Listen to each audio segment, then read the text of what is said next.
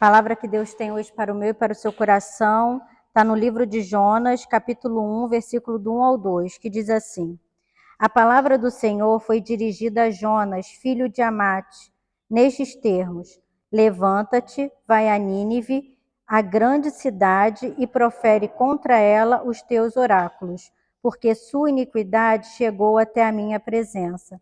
Palavra do Senhor. Meus irmãos, a moção que Deus tem para essa noite, através do livro de Jonas, para nós, para mim, para vocês, é sobre conversão. Para eu começar a falar, eu não sei se todos conhecem a história de Jonas, convido vocês em casa a lerem. É um livro muito pequeno, só tem 4 capítulos, é só essa folhinha aqui assim, ó. Só que é uma história riquíssima, uma narrativa riquíssima, que tem muitas lições e ensinamentos para nós. Nós lemos esses 2 primeiros versículos, eu vou tentar aqui resumir a história desse livro para a gente poder se aprofundar na palavra de Deus, que Deus nos quer levar para águas mais profundas, né? Deus, ele se dirige a Jonas e ele pede para que Jonas se levante e vá a Nínive, né, que era a grande cidade. Nínive, ela era a capital da Síria, que era inimiga de Israel, era uma grande cidade. E manda Jonas se levantar e ir para Nínive. Nós observamos que Jonas, ele ouve o Senhor, ele não tem dificuldade de ouvir, ele é um profeta, então ele tem intimidade com Deus. Ele até se levanta, né, igual nós nos levantamos, viemos para cá, vamos à missa, oramos o nosso terço, fazemos as nossas novenas, mas ele tem a dificuldade de obedecer. Porque se a gente vai lendo os versículos seguintes, os capítulos de Jonas, a gente vê que ele se levanta, mas ele compra uma passagem para o lado oposto de Nínive. É como se Deus falasse, vai para o norte, ele vai para o sul, né? Ele faz completamente diferente. Então ele compra uma passagem de navio, desce para Jope, porque ele quer ir para Tarso, que é completamente diferente de Nínive. E aí ele compra essa passagem, ele entra no navio, vai para o porão dormir, porque ele quer fugir da presença de Deus, porque a gente sabe que a presença de Deus não é geográfica, os olhos de Deus estão sobre toda a terra, nós somos templo do Espírito Santo, onde quer que varmos, Deus está de olho em nós, ainda mais nós que somos chamados, escolhidos, remidos pelo sangue de Jesus. E ele vai para o porão dormir, mas Deus manda um vento impetuoso e começa a fazer uma tempestade, movimentar aquele mar. E aí os marinheiros começam a ficar desesperados porque vê que o barco vai naufragar e começa a jogar as mercadorias para fora. E aí eles começam a orar, cada um a seu Deus, porque ali existiam pessoas de várias nacionalidades. E aí o capitão vê Jonas dormindo e fala, acorda, dorminhoco, vai orar para o teu Deus, você não está vendo que a gente está perecendo? E aí eles jogam a sorte, né, que a Bíblia diz que joga a sorte, tira a sorte para ver quem era. Eles tinham aquelas crendices de que alguém que estava ali, que estava fazendo o mar se agitar. E aí sai o nome de Jonas. E o capitão vai falar com Jonas. Quem é você que está causando isso tudo? Qual é a sua nacionalidade? De onde que você vem? E Jonas fala, eu sou hebreu. Eu sirvo ao Deus Todo-Poderoso, ao Deus que fez o céu, o mar, os continentes. E a causa disso tudo sou eu. E pede para eles lançarem, né, Jonas ao mar. Eles mesmos não queriam fazer aquilo, mas eles, para sobreviver, eles lançam Jonas ao mar. Depois eles, vendo o poder daquele Deus tão grandioso, eles ainda servem sacrifício a Deus e fazem votos ao Deus de Jonas, ao Deus de Israel. E aí Jonas, lançado ao mar, é engolido por um grande peixe, passa 3 dias e 3 noites no ventre desse peixe, e lá no ventre do peixe ele começa a clamar, a salmodiar a Deus, né, porque ele sabia que ele estava errado, e Deus vai e manda o peixe vomitar Jonas na praia. E aí Deus se dirige pela segunda vez para ele, falando para que ele faça o que Deus ordenou. E aí sim ele vai a Nínive e proclama aquilo que Deus quer, que são 40 dias de jejum, né? E chegando lá, os ninivitas, que eram um povo iníquo, pagão, recebem a palavra de Deus, né, com o coração aberto. O rei manda decretar que em 40 dias ninguém comesse, animais não pastassem, todo mundo se vestisse de saco para ver que se Deus tinha compaixão deles. E assim ocorreu. Nos 40 dias, Deus teve misericórdia e compaixão daquele povo e não exterminou aquela cidade. E Jonas se ira ainda por Deus ter feito isso, porque aquele povo era inimigo de Israel. E Jonas, ele sabia que Deus era benigno e misericordioso. E a misericórdia de Deus se estende para aquele povo. Por que eu quis contar essa história para vocês? Como Deus quer falar conosco sobre conversão, e a primeira palavra, os 2 versículos que a gente lê, fala que Deus ordena a Jonas e a Nínive. Parece aqui que a conversão só é para o povo pagão, para aquele que não conhece a palavra. Mas se eu contando a história, vocês conseguem entender e observar que a grande pessoa que tem que ser convertida é aquele que conhece a palavra de Deus. E não é qualquer um que conhece a palavra de Deus, é aquele que serve. Isso é mais ainda para nós, que somos servos de Deus. Jonas, ele ouve Deus, ele tem intimidade com Deus. Ouve, como nós aqui, eu falando, vocês ouvindo, eu ouço pregações, a gente ouve o padre, a gente vai à missa, a gente faz cursos, ouvimos, mas na hora de obedecer, Jonas não obedece. E aí você vê o paradoxo. Aquele que conhece a Deus, o poder de Deus, que diz servir Deus, não obedece.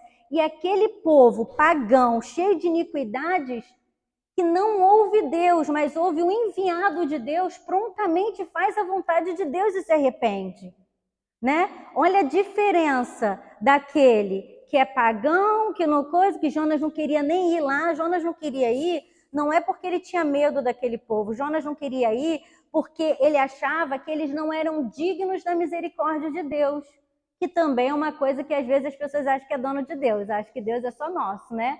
Acha que Deus é propriedade de um povo, e Deus quis ser misericordioso com aquele povo.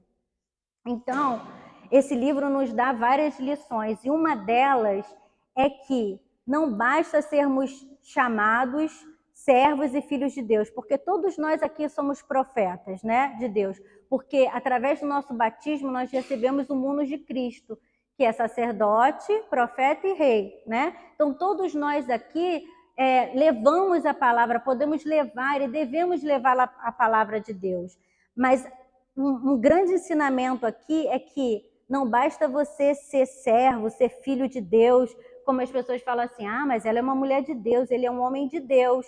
Mas vocês percebem que o desobediente, sendo homem ou mulher de Deus, ele traz a tempestade é trazida para a vida dele por causa do desvio do caminho, ele traz a tempestade para a vida dele e também assola, aquela tempestade que assola a vida dele, assola todos aqueles que estão ao redor dele. Porque Jonas, ele ia perder a vida, mas aquelas pessoas que estavam ali iam perder também. E aquelas pessoas não iam perder a vida porque eram pagãos, não. Iam perder a vida porque um filho de Deus, um cristão, era desobediente, porque não estava fazendo a vontade de Deus. Então, meus irmãos, não adianta nós sermos servos, sermos escolhidos, sermos remidos pelo sangue do Senhor, ouvir revelações, fazer profecias, ter sonhos, mas não sermos obedientes. Nós até entregamos a graça para o outro, porque aquela população de Nínive recebeu a graça, mas às vezes nós mesmos trazemos a tempestade para a nossa vida. E pior, para aqueles que estão à nossa volta.